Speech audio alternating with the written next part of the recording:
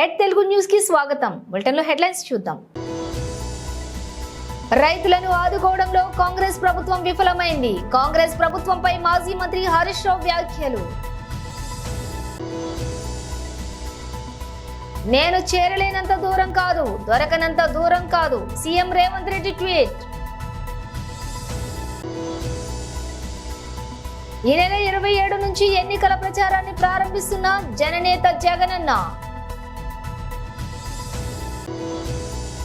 శ్రీ పవన్ కళ్యాణ్ తో మర్యాద పూర్వకంగా భేటీ అయిన Pithapuram TDP incharge Shri SVSN Varma.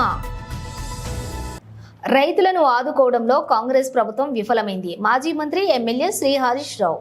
ఒక్కొక్క రైతు 6 బోర్లు 4 బోర్లు 2 బోర్లు వేసి ఆశ కోసం నీళ్ళు వస్తాయేమో అని ప్రయత్నం చేసి మేము అప్పుల పాలైనామని చెప్పి వాళ్ళ యొక్క బాధలు చూస్తూ ఉంటే ఈ ప్రభుత్వం పూర్తిగా రైతుల్ని ఆదుకోవడంలో ఈరోజు విఫలమైంది అనేటువంటిది అర్థమవుతూ ఉంది. ముఖ్యంగా రాష్ట్ర ప్రభుత్వం గోదావరి నదిలో నీళ్లున్నా కూడా దేవాదుల ద్వారా నీళ్లు పంపింగ్ చేసి రైతులకు నీళ్లు ఇవ్వడంలో ఇవాళ పూర్తిగా వైఫల్యం చెందింది. ఇవాళ వాళ్ళు 6 గ్యారంటీల్లో రైతుల కోసం చెప్పిన ఏ ఒక్క హామీ కూడా కాంగ్రెస్ పార్టీ అమలు చేయలేదు. ఆనాడేమో ఎలక్షన్ ప్రచారంలో అరచేతిలో వైకుంఠం చూపించిన కాంగ్రెస్ అధికారంలోకి వచ్చిన తర్వాత రైతులకు మాత్రం మొండి చేయి చూపించింది. డిసెంబర్ 9వ తారీఖునే 2 లక్షల రూపాయల రుణమాఫీ చేస్తామన్నారు. ఇవాళకి 100 రోజులు దాటింది. బాండ్ పేపర్లు రాసిచ్చిండ్రు, నోటరీ డాక్యుమెంట్లు తెచ్చి ప్రజల్ని నమ్మిచ్చిండ్రు, మోసం చేసింది. ఇవాళ ఆ రోజేమో బాండ్ పేపర్లలో ఇంటింటికి తెచ్చి ఇగో మేము ఎక్కంగానే మొదలే 2 లక్షలు మాఫీ చేస్తామన్నారు. ఇవాళ 100 రోజులు దాటినా ₹1 రుణమాఫీ చేసిన పరిస్థితి లేదు, ఒక అడుగు ముందుకు పడ్డ పరిస్థితి లేదు.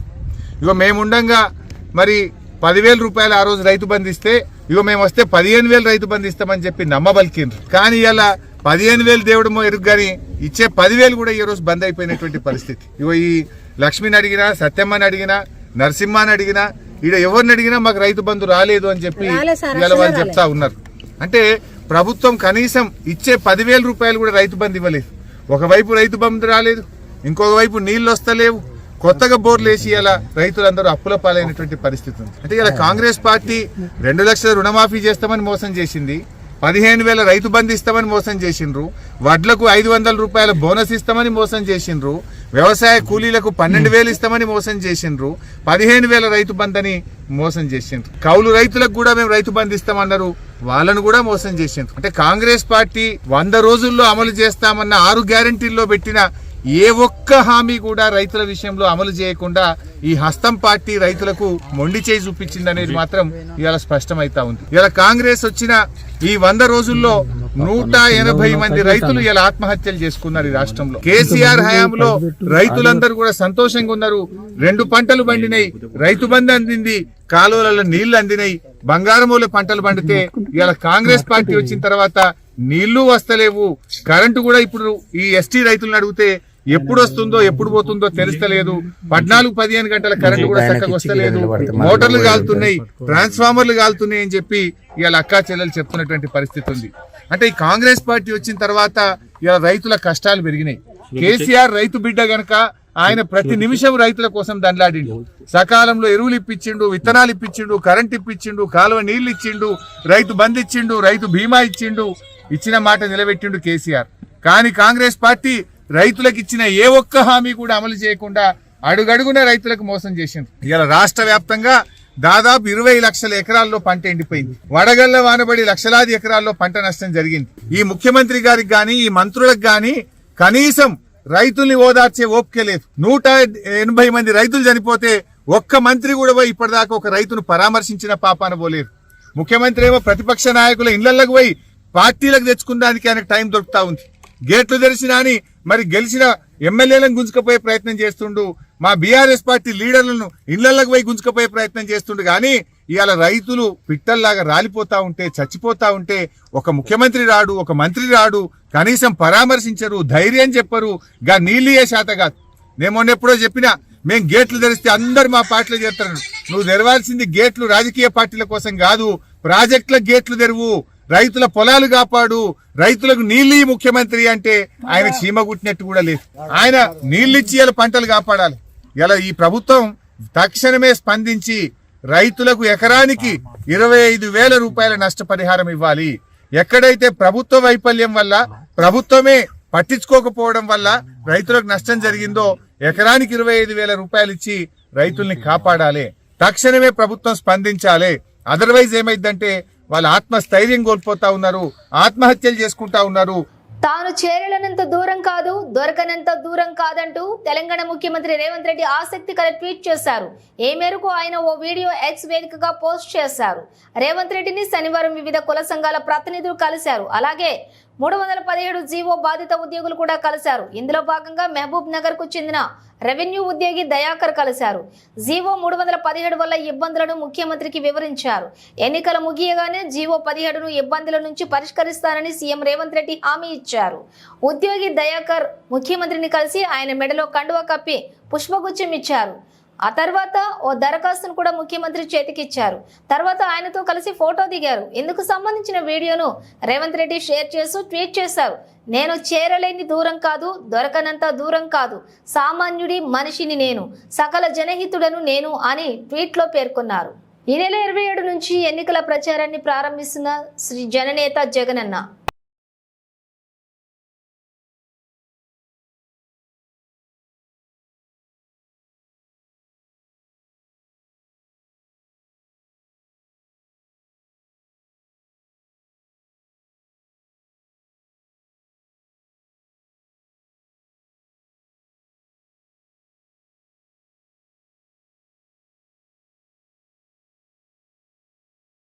శ్రీ పవన్ కళ్యాణ్ తో మర్యాదపూర్వకంగా భేటీ అయిన Pithapuram TDP incharge Shri SVSN Varma.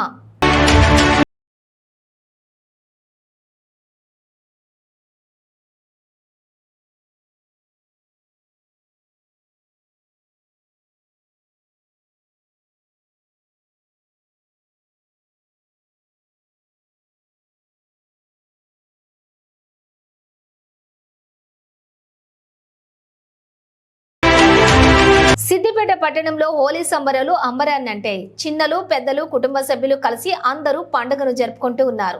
రంగులను ఒకరిపై ఒకరు చల్లుకుంటూ ఆనందోత్సాహాల మధ్య హోలీ సంబరాలు నిర్వహించుకుంటున్నారు. అందరూ సుఖ సంతోషాలతో హోలీ పండుగ జరుపుకోవాలని సిద్దిపేట విఎల్ఆర్ కాలనీ ప్రజలు కోరుతున్నారు. పట్టణ ప్రజలకు, కాలనీ వాసులకు వారు హోలీ పండుగ శుభాకాంక్షలను తెలిపారు.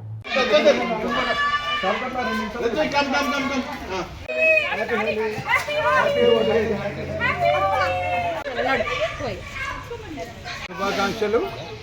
మా టీచర్స్ కాలనీలో ఉన్నటువంటి విఎల్ఆర్ ఫార్చ్యూన్ అపార్ట్మెంట్లో మేము 15 ఫ్యామిలీలో ఉంటాము. అందరము కూడా ఐక్యమత్యంగా ఉండి ఒకే కుటుంబంగా ఉంటూ ఇలా పండుగలన్నీ కూడా జరుపుకుంటూ ఉంటాము. అందరం కూడా ఐకమత్యంగా ఉండడానికి మేమే ప్రతీక అని చెప్పడానికి మేము గర్వపడుతున్నాము. జై హ్యాపీ హోలీ పండుగ, జై శుభాకాంక్షలు. పండుగ శుభాకాంక్షలు. ఈరోజు మా విఎల్ఆర్ అపార్ట్మెంట్స్లో సిద్దిపేటలో మేమందరము కుటుంబ సమేతంగా హోలీ పండుగని చాలా ఆనందోత్సాహాల మధ్యలో జరుపుకుంటున్నాము. మా జీవితాలతో పాటు మీ అందరికీ కూడా ఈ హోలీ పండుగ సుఖ సంతోషాలను, శాంతి సౌభాగ్యాలను కలిగించాలని కోరుకుంటున్నాం. హ్యాపీ హోలీ. ఆకాంక్షలు. టీచర్స్ కాలనీ విఎల్ఆర్ ఫార్చ్యూన్లో మేమందరం కుటుంబ సమేతంగా హోలీ పండుగ జరుపుకుంటున్నాము. మా అందరితో పాటు అందరికీ కూడా హోలీ శుభాకాంక్షలు. అందరూ కలర్ఫుల్గా, అందరి జీవితాలు కలర్ఫుల్గా ఉండాలని కోరుకుంటున్నాము. హ్యాపీ హోలీ. వికలాంగులకు వీల్ చైర్స్ అందించిన దాతలకు శుభాభినందనలు తెలిపిన నర్సారావుపేట ఎమ్మెల్యే గోపిరెడ్డి శ్రీనివాసరెడ్డి. పల్నాడు జిల్లా నర్సారావుపేట మండలం పరిధిలోని కేతముక్కల అగ్రహారం గ్రామానికి చెందినటువంటి బత్తుల విష్ణు, మురళి సారథ్యంలో వీల్ చైర్స్ పంపిణీ చేశారు.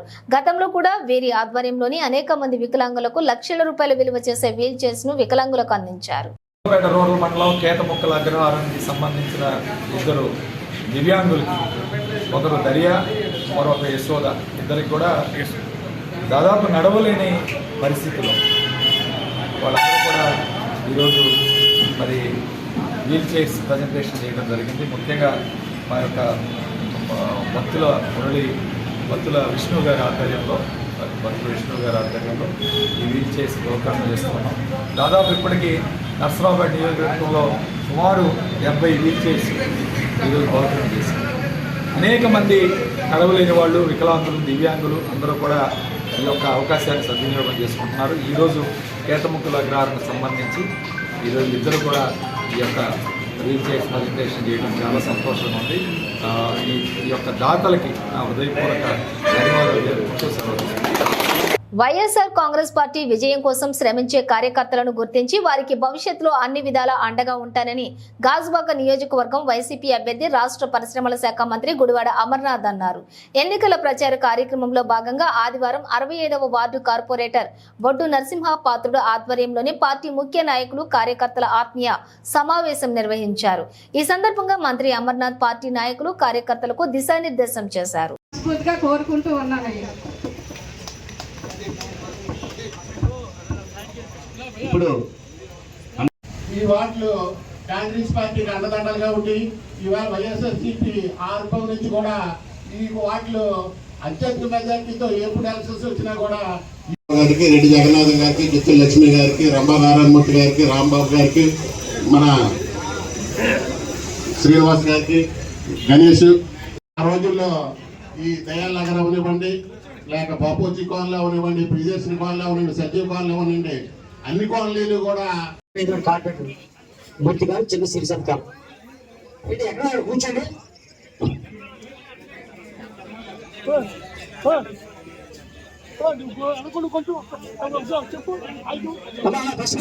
ఏర్పాటు చేయమని చెప్పి సోదరులు మూర్తి గారిని కోరడం, వారు మొదటి వరకు బయట ఉండడంతో ఆదివారం కార్యక్రమం ఏర్పాటు చేస్తామని చెప్పి వారు చెప్పడం, ఈరోజు కార్యక్రమాన్ని ఏర్పాటు చేయడం, మిమ్మల్ని అందరినీ కూడా కలుసుకునేటువంటి అవకాశం రావడం చాలా సంతోషంగా ఉంది. రేపు జరగబోయేటువంటి ఎన్నికల్లో ఎమ్మెల్యే అభ్యర్థిగా గౌరవ ముఖ్యమంత్రి జగన్మోహన్ రెడ్డి గారు నన్ను ఎంపిక చేసి రేపు జరగబోయేటువంటి సార్వత్రిక ఎన్నికల్లో గాజువాక నుంచి పోటీ చేయాలని చెప్పి వారు ఆదేశించిన తర్వాత అన్ని ప్రాంతాల్లో ఉన్నటువంటి మన పార్టీ నాయకులు కార్యకర్తలతో ఒక ఇంటరాక్షన్ మీటింగ్స్ ని అన్ని వార్డుల్లో కూడా ఏర్పాటు చేసి మిమ్మల్ని అందరినీ కూడా కలుసుకునేటువంటి కార్యక్రమం జరుగుతూ ఉంది.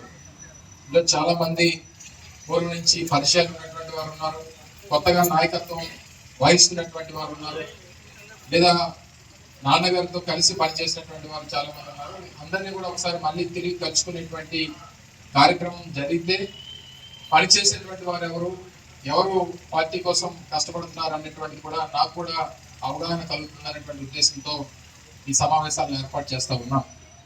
ఎందుకంటే నేను పెద్దలు చెప్పినట్టు పార్టీ కోసం వైఎస్ఆర్ కాంగ్రెస్ పార్టీ జెండా పట్టుకొని తిరిగినటువంటి ఏ ఒక్క నాయకుడిని కార్యకర్తని విడిచిపెట్టేటువంటి ప్రసక్తే ఉండదు అనేటువంటి కూడా ఎందుకంటే పార్టీ ఉంటేనే మనం ఉంటాం, పార్టీ జెండా ఉంటేనే మనం ఉంటాం. నేను శాసనసభ్యునైనా మంత్రినైనా వైఎస్ఆర్ కాంగ్రెస్ పార్టీ జెండా కాబట్టి, ఫ్యాన్ గుర్తు మీద ఓటేసి నాకు గెలిపించారు కాబట్టి ఈరోజు ఈ స్థాయిలో ఉన్నాను. ఈరోజు మూర్తి గారైనా, చందు అయినా, లతీష్ అయినా, ఎవరైనా సరే పార్టీ జెండా, పార్టీ ఎజెండా, పార్టీ గుర్తు ఇవన్నీ మనకి ప్రధానమైనటువంటి బలాలు. ఇవి లేకుండా నేనే గొప్పని, నాకన్నా ఎవరు గొప్పలు లేడు అని చెప్పుకుంటే అది అమాయకత్వం. ఎందుకంటే నేను చెప్పగలిగింది లేదు. అందుకనే పార్టీ కోసం కష్టపడినటువంటి ఏ ఒక్కరినైనా సరే వారికి గౌరవం, గుర్తింపు ఇవ్వాల్సినటువంటి బాధ్యత పార్టీ నాయకత్వంగా మా మీద ఉంది అన్నటువంటి తెలియజేస్తాము. ఇక గడిచినటువంటి 5 సంవత్సరాలు రాష్ట్ర వ్యాప్తంగా జరిగినటువంటి సంక్షేమం, అభివృద్ధి గురించి నేను మళ్ళీ మీకు చెప్పాల్సినటువంటి అవసరం లేదు. మీ అందరికీ కొట్టిన పిండిల సంక్షేమం గురించి, అభివృద్ధి గురించి మీ అందరికీ తెలుసు. మెదక్ జిల్లా ఎస్పీ డాక్టర్ శ్రీ బాలస్వామి ఆదేశాల మేరకు అల్లాదూర్ సిఐ రేణుక, పెద్ద శంకరంపేట ఎస్ఐ శంకర్ ఆధ్వర్యంలో పెద్ద శంకరంపేట మండల కేంద్రంలోని పోలీస్ స్టేషన్లో ఆదివారం నాడు పీస్ కమిటీ మీటింగ్ నిర్వహించారు. వినే సందర్భం సమావేశం ఇది కాదు. మీరు కింద ఉండి ఏదో చెప్తే వినే సందర్భం సమావేశం కాదు. ఒక పండగని, రంజాన్ అయినా, దసరా అయినా, ఏదైనా ఇక్కడ గ్రామ ప్రజల్లో అందరం కలిసే చేసుకుంటాం. పెద్దగా ముస్లిం అని తేడా ఉండదు, హిందూ అయినా తేడా ఉండదు. ఇంటి పక్కకుంటే బావమర్దులు అని పిలుచుకుంటాం, ఆడవాళ్ళు ఉంటే మరదలు, వదిన అని పిలుచుకుంటాం. అంత మంచి రిలేషన్ ఉంటుంది మన గ్రామ ప్రజలలో, అంత మంచి వాతావరణం ఉంటుంది. మనకు తెలియదు కూడా ఎవరు ముస్లిం ఎవరు హిందూ అనేది కూడా తెలియదు. కానీ ఇక్కడ ఏమవుతుందంటే మనమందరం బాగానే ఉంటాము, ఎక్కడో ఒక దగ్గర ఎఫెక్ట్ అవుతే అది ఇక్కడ ఏదో ఒక రకంగా ప్రభావం చూపుతుంది. ఆ ప్రభావం చూపి మనం ప్రశాంతంగా ఉన్న జీవితానికి మనల్ని డిస్టర్బ్ చేయడానికి చాలా అవకాశాలు ఉంటాయి. ఇక్కడ వాళ్ళు ఎవ్వరూ చేయరు, మన వాళ్ళు ఎవ్వరూ చేయరు, కానీ ఎక్కడో జరుగుతుంటుంది. దాని ప్రభావం ఇక్కడ చూపి మనం కొద్దిగా ఇష్యూ అయ్యి పెద్దగా అవ్వడం జరుగుతుంది. దయచేసి మన వాళ్ళు ఎప్పుడు కూడా అలా చేయలేదు. ఇంతకుముందు సంఘటనలు అలాంటివి ఏవి కూడా లేవు. ఇక ముందు అలాంటి సంఘటనలు జరుగుతాయని కూడా మేము అనుకోవట్లేదు. దయచేసి ఏదైనా చిన్న చిన్న విషయాలు ఏమైనా జరిగినా మీ పెద్దలు మాట్లాడుకొని అక్కడికక్కడే సర్ది చెప్పుకుంటే బాగుంటుంది. మనం అందరం కలిసి జీవించాల్సిన వాళ్ళం, ఇక్కడే ఉండేవాళ్ళము. మనం ఇక్కడ వచ్చి మనం జీవించట్లేదు. ఇక్కడే పుట్టి పెరిగినాం, ఇక్కడే ఉంటున్నాం, ఇక్కడే ఉండాలి. మన తాత ముత్తాతల నుంచి మన వంశం అంతా ఇక్కడే ఉండాలి. చిన్న మనస్పర్ధలు వచ్చి మనం దూరం అయ్యే బంధాలు కావు మనవి. దయచేసి ఇక్కడ మతాలు కులాలు ఉండవు. 99 అక్కడ స్పర్ మూమెంట్లో ఏదైనా జరిగితే జరుగుతుంది. ఆ స్పర్ మూమెంట్లో ఎవరో ఒక పెద్ద మనిషి చెప్తే ఆ సమస్య సర్దుబాటు అవుతుంది. మాకు యాక్చువల్లీ మా ప్రార్థనలకు మీరు రావడం, మీ ప్రార్థనలకు మేము రావడం కూడా చాలా జరుగుతుంది. అది పెద్ద ఇక్కడ సమస్య అంటే పెద్ద డిస్కషన్ కూడా ఉండదు. చాలా సింపుల్ డిస్కషన్. ఎక్కడో హైదరాబాద్ పెద్ద పెద్ద నగరాలలో అనుకొని చేస్తారు. అనవసరంగా చేయడం వల్ల మీ జీవితాలు ఒక కేసు అయితే మన జీవితం అంతా నాశనం అయ్యే పరిస్థితులు ఉంటాయి. దయచేసి అలాంటి కేసులలో మీరు ఇరుక్కకూడదు. మీరు ఇరుకారని కూడా భావిస్తున్నాము. మీకు ఏదన్నా మా తరపున ఏదైనా సహాయం అవసరం ఉంటే, రంజాన్ కానీ దసరా కానీ పండగ ఫెస్టివల్లో ఏదైనా సహాయం ఉంటే, లేట్ అవర్స్లో కొద్ది భోజనాలు ఉంటాయి. మేము ఎట్టి పరిస్థితులు లాంటి వాటికి డిస్కరేజ్ చెయ్యము. కానీ డిస్కరేజ్ కూడా ప్రాబ్లమే. హిందువులైనా ఎట్లా భజన చేస్తున్నారని గట్టి సౌండ్ చేసి పక్క వారికి డిస్టర్బ్ చేయొద్దు. మిగతా వాళ్ళు కూడా మీ కుటుంబ సభ్యులు అందరు మీరే కాబట్టి పక్క వాళ్ళని డిస్టర్బ్ చేయకుండా మీరు మంచిగా పండగ జరుపుకోవాలి.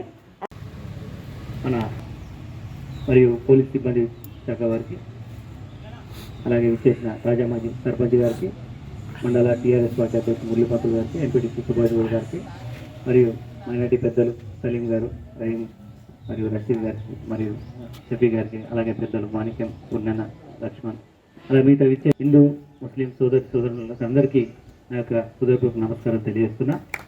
కూడా శంకరంపేటలో ఎక్కువ శాతంగా ఏ పండుగ, ఎందుకంటే ఈ రంజాన్ అనేది సంవత్సరం అంతా తిరుగుతూ ఉంటుంది. అన్ని పండుగలకు కూడా మనకు రంజాన్ వస్తుంది. ఇప్పుడే కాకుండా ఎండాకాలం వస్తుంది, చలికాలం వస్తుంది, వర్షాకాలం కూడా వస్తుంది. కానీ ఎప్పుడు కూడా అన్ని పండుగలకు వచ్చినా కూడా మన దగ్గర ఇక్కడ ఎలాంటి అవాంఛనీయ సంఘటనలు జరగలేదు. ఇక ముందు కూడా మనం ఇట్లా, ఎందుకంటే మనం కలిసి ఉండాలి కొంచెం. ఎందుకంటే ఎలక్షన్ పీరియడ్ కాబట్టి ఎవరైనా రెచ్చగొట్టినా కూడా ఆ రెచ్చగొడితే అప్పుడు కూడా ఎవరో ఒకరు రెచ్చగొడతారు. వాళ్ళ స్వార్థాల కోసం రెచ్చగొడితే బలయ్యేది, కేసులు అయ్యేది, మన సంసారాలు, మన పిల్లలు, భార్య పిల్లలు అంతా ఖరాబ్ అయ్యేది మనం. కాబట్టి అది దృష్టిలో పెట్టుకొని ఆ కొద్ది క్షణాలని ఆవేశం మన బండ్ల రోజు కూడా ఇచ్చి పెడతారు. ఊరికి ఇచ్చేది లాస్ట్కు 2 ఊర్ల మధ్యలో, 2 వర్గాల మధ్యలో, 2 మతాల, 2 కులాల మధ్యలో ఇట్లా మనం గతంలో ఏ విధంగా సోదరులాగా జరుపుకున్నాం. ఏ పండుగలైనా ఇప్పుడు మైనార్టీ పండుగ, ముస్లిం పండుగ, రంజాన్ వచ్చిందంటే మేము ఇంట్లో తిన్నాం, దర్గాకి వస్తాం, ఈద్గా అక్కడికి వస్తాం, మీకు మంచిగా మేము శుభాకాంక్షలు చెప్తాం, మీరు మా పండుగలకు శుభాకాంక్షలు చెప్తారు. ఇట్లా ఎప్పుడు కూడా ఏ మతం ఉన్నా కూడా అన్నదమ్ముల్లో కలిసి ఉన్నాం. గ్రామీణ ప్రాంత విద్యార్థుల ప్రతిభను వెలికి తీయడమే లక్ష్యంగా గత 2 దశాబ్దాలుగా కృషి చేస్తున్న లీడ్ ఫౌండేషన్ ఆధ్వర్యంలో నిర్వహించిన అబాకస్ మరియు చెస్ పోటీలు విజయవంతమయ్యాయి. ఉమ్మడి వరంగల్ జిల్లాల నుండి విద్యార్థుల తల్లిదండ్రులు విచ్చేసి ఈ కార్యక్రమానికి లీడ్ ఫౌండేషన్ వ్యవస్థాపకులు కాసుల రవికుమార్, శోభారాణి, హరీష్ల నిర్వాహకులుగా వ్యవహరించారు. ఈ కార్యక్రమంలోని ముఖ్య అతిథులుగా గోకా రామస్వామి, విజ్డమ్ పాఠశాల director Javed, chess player Erraboina Praveen Kumar, Prakash, సామాజిక కార్యకర్త సాదినేని సుధాకర్, డాక్టర్ విశ్వనాథ్ నాయకులు ముఖ్య అతిథులుగా పాల్గొన్నారు.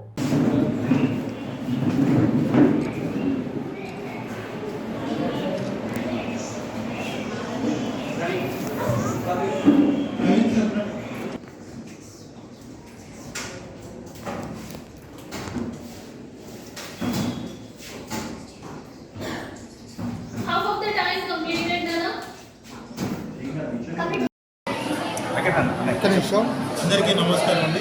నా పేరు కాసుల రవికుమార్. గత 18 సంవత్సరాలుగా లీడ్ అనేటువంటి ఒక ఫౌండేషన్ ఏర్పాటు చేసి గ్రామీణ ప్రాంతాల్లో ఉన్నటువంటి విద్యార్థుల్లో వారి యొక్క ప్రతిభా పాఠవాలను వెలికితీసే ప్రయత్నం జరుగుతుంది.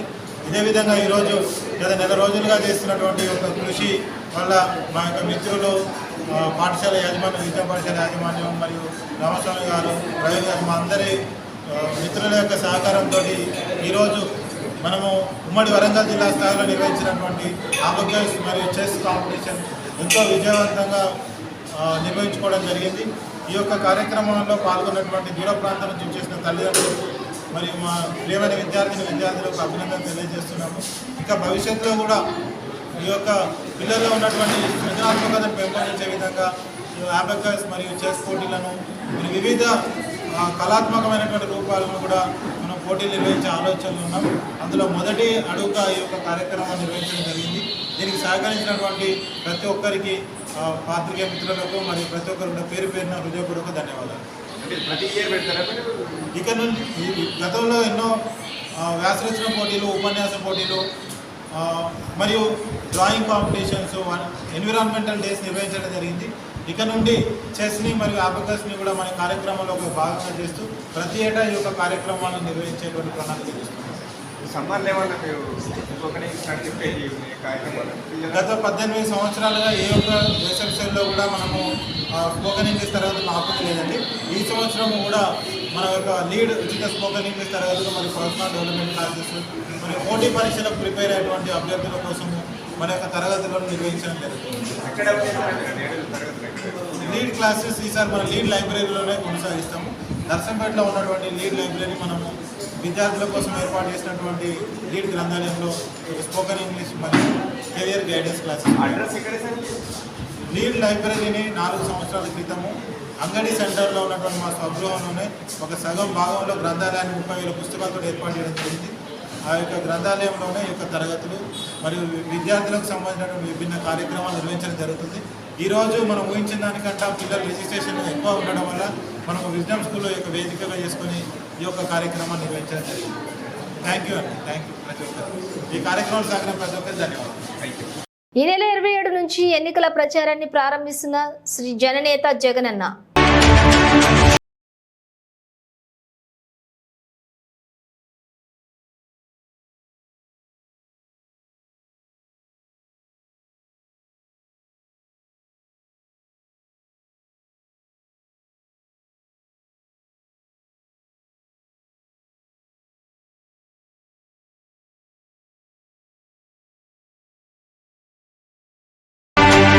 శ్రీ పవన్ కళ్యాణ్ తో మర్యాద పూర్వకంగా భేటీ అయిన Pithapuram TDP incharge Shri SVSN Varma.